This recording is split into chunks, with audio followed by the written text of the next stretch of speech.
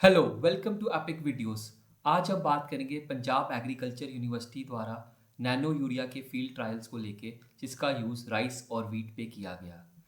जैसे ही ये trials publish हुए, ये रातों रात वायरल हो गए। नेशनल मीडिया, इंटरनेशनल मीडिया, सब ने इन्हें पब्लिश किया। इनफैक्ट आप गूगल के एआई में जाके nano urea field trials by PAU type करेंगे तो विद इन सेकेंड्स आपके सामने पूरा जिस्ट आ जाएगा। अब सोचने वाली बात यह है कि इंडिया जो सेकेंड लार्जेस्ट कंज्यूमर है फर्टिलाइज़र का दुनिया में, उधर हर दिन हज़ारों फील्ड ट्रायल्स होते हैं। बट ये पर्टिकुलर ट्रायल इतना सिग्निफिकेंट क्यों हुआ? इसके लिए सबसे पहले हमें यूरिया और इंडिया का रिलेशनशिप समझना पड़ेगा। लास्ट फाइनेंशियल ईयर में इंडिया ने 3.5 crore tons of urea consume किया है। और मज़े की बात यह है, ये सारा का सारा यूरिया भारत के किसान को सब्सिडाइज रेट में मिला है, जिसकी एक्चुअल कॉस्टिंग 2200 रुपीज़ है, बट ये किसान को 242 रुपीज़ पर बैग की कॉस्टिंग पे ही मिला है। और इस प्राइस को फ्रीज करने के लिए 3 साल के लिए इंडियन गवर्नमेंट ने 3,68,676 करोड़ रुपीस का सब्सिडी अलग से एलोकेट किया है।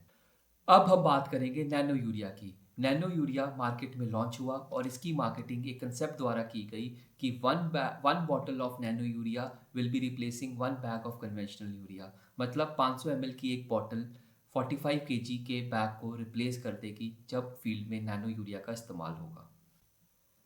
28 जून 2023 में ministry of chemicals and fertiliser ने एक प्रेस रिलीज़ किया, जिसमें उन्होंने ये बताया कि 2025-26 के फाइनेंशियल ईयर में India 44 crore of nano urea bottles manufacture करेगा, जिससे 195 lakh metric tonne of urea replace हो जाएगा। मतलब लगभग 2 crore tonne of conventional urea replace हो जाएगा 44 crore bottles of nano urea से।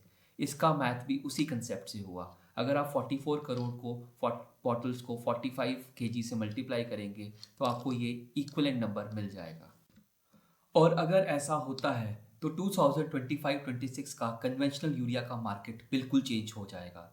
आज जहाँ पे 3.5 crore tons of conventional urea साल में इंडिया यूज़ करता है, वो मार्केट लगभग 1.5 करोड़ टन्स रह जाएगा और बाकी का सारा नैनो यूरिया पे कन्वर्ट हो जाएगा, जिससे हमें सब्सिडी बचेगी, हमें यूरिया इंपोर्ट नहीं करना पड़ेगा, इंडिया यूरिया में सेल्फ डिपेंडेंट हो जाएगा।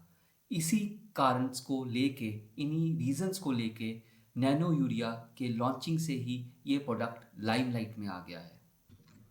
अब हम बात करेंगे पंजाब एग्रीकल्चर यूनिवर्सिटी द्वारा किए गए ट्रायल्स को लेके, जो नैनो यूरिया की रिकमेंडेड डोजेस के अनुसार राइस और वीट में किए गए। ये ट्रायल्स 2 साल के लिए लगातार हुए और जब इन ट्रायल्स का रिजल्ट आया तो देखा गया यील्ड और ग्रेन नाइट्रोजन दोनों में कमी पाई गई।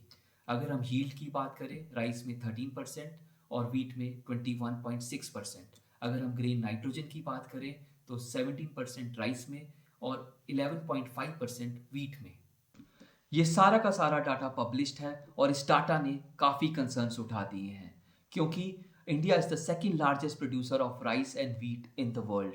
अगर same level of dosages of nano urea mass level पे इंडिया में एप्लीकेबल होते हैं तो हमें low yield, low nitrogen content देखने को मिल सकता है, जो डायरेक्टली इफेक्ट कर सकता है फार्मर इनकम और इंडिया की फूड सिक्योरिटी को। इस कारण वर्ष ये डाटा रातों रात वायरल हो गया। फिर भी हमें कंक्लूजन में एकदम जंप नहीं करना चाहिए, क्योंकि नैनो यूरिया के ऑल इंडिया लेवल पे डिफरेंट यूनिवर्सिटीज़ पे मल्टीपल ट्रायल्स हो चुके हैं और कुछ हो रहे हैं। कुछ के रिजल्ट्स आ चुके हैं, कुछ के रिजल्ट्स आने बाकी हैं।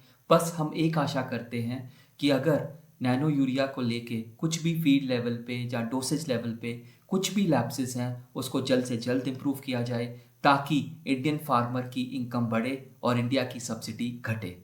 With this, we end our video, Epic Abundance. Together we can. Thank you and do share with your friend and colleague.